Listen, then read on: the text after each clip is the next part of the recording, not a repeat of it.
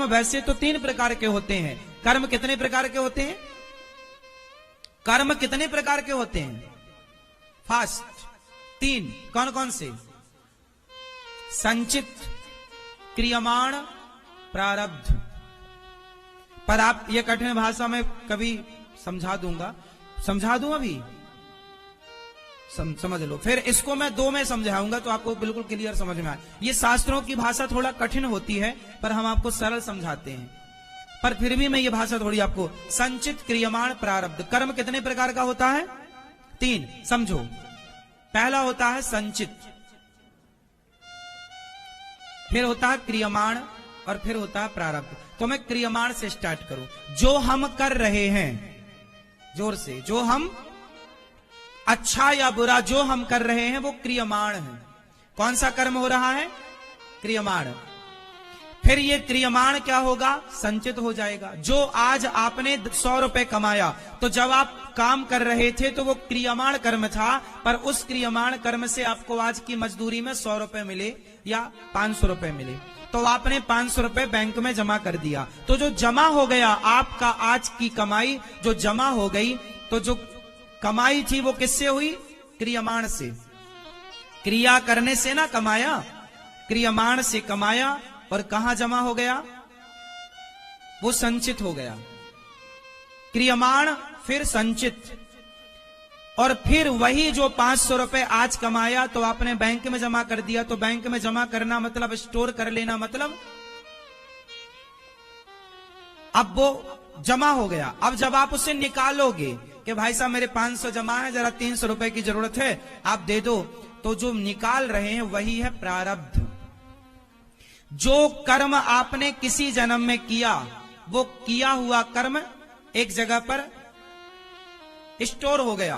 पूरा कर्मों का स्टॉक है आपका, अच्छे या बुरे कर्मों का स्टॉक है। फिर वही कर्म आपको आज जो मिल रहे हैं, यही प्रारब्ध। जो लोग कहते हैं ना हमारे भाग्य में, ये जो भाग्य है वो भी तुमने ही बनाया है। जैसा कर्म किया था वैसा भाग्य तैयार हो गया।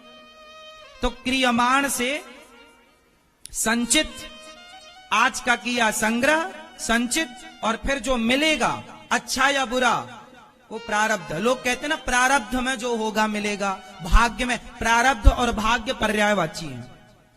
प्रारब्ध और भाग्य ये एक चीज है, चाहे आप कहो प्रारब्ध चाहे आप कहो भाग्य, तो ये एक चीज है। तो जो आपको मिल रहा है ये आपका ही किया मिल रहा है।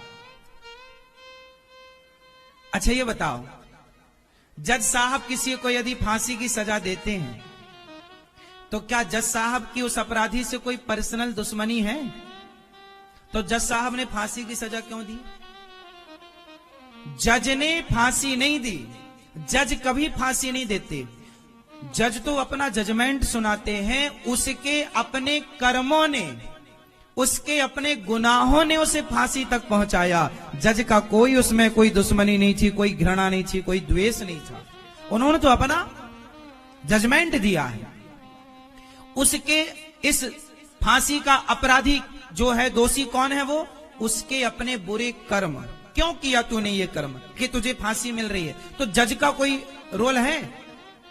उसके अपने कर्मों का रोल है। क्यों तूने ऐसे कर्म किए?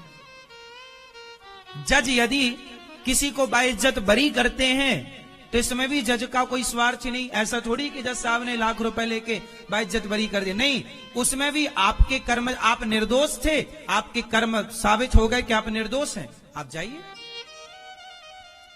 उसी तरह ईश्वर जज है। सबका बड़ा जज कौन? ईश्वर। आपकी किस्मत किसने लिखी? जोर से, जोर से, थोड़ा जोर लगाओ। भगवान ने नहीं लिखी। आपकी किस्मत किसने लिखी? आपने नहीं लिखी, आपने खुद ने लिखी। हमने जो किया, अरे भाई जब एफआईआर दर्ज होती है तो एफआईआर दर्ज उसी आधार पर तो होगी जो जो गुनाह आपने किए हैं। आपने मर्डर किया तो एफआईआर दर्ज होगी, उसमें फलानी फलानी धारा लग जाएगी। अपने आप पुलिस वाले जोड़ देंगे, भाई आपने मर्डर किया, मर्डर की ये धारा, हाफ मर्डर किया ये धारा, चोरी की ये धारा, सबूत छिपाने का प्रयास किया ये धारा। पुलिस अपने से कुछ नहीं लिखती। और जज अपने से कोई न्याय नहीं करता। आपके उस केस में आप ही तो जिम्मेदार हैं। क्यों मर्डर किया किसी का, क्यों बलात्कार किया तो लिखा उसी प्रकार आपकी किस्मत किसने बनाई? आपने स्वयं ने। जो आप बुरे कर्म करते हैं तो बुरी किस्मत, अच्छे कर्म करते हैं अच्छी किस्मत। और जज साहब क्या करते हैं? उसी एफआईआर को पढ़ करके उसके अकॉर्डिंग सही गलत का फैसला सुना देते हैं। बाद में जो उसमें थोड़ा स्टडी करके जो भी सही है गलत है, लो भैया सिद्ध हो गया तुम्हारा अपराध तो ये, नहीं सिद्ध हुआ तो ये। उसी प्रकार ईश्वर है जज, जो तुम्हारे कर्मों को रोज देख रहे हैं कि तुम अच्छा कर रहे हो बुरा कर रहे हो। यहां पर तो वकीलों की जरूरत पड़ती है, यहां तो सबूतों की जरूरत पड़ती है, पर भगवान जो ऐसे जज हैं वहां ना वकील वहां ना सबूत की जरूरत, क्योंकि वो खुद गवाह है। वहां वो स्वयं गवाह, मैं खुद हूं भैया, साक्षी हूं तेरे गुनाह का, तेरे अच्छाई का, तेरे बुराई का मैं गवाह हूं। इसलिए कहते हैं ना, लाख आंख से देख रहा है तुझे देखने वाला, सच की खेती कर ले चतुर नर, समय गुजरता जाता। मेरे मालिक की दुकान में सब लोगों का खाता, किसी को कौड़ी कम नहीं देता, किसी को दमड़ी ज्यादा, समझदार तो चुप रह जाता, मूर्ख शोर मचाता। मेरे मालिक की दुकान में सब लोगों का खाता, सबका वहां है।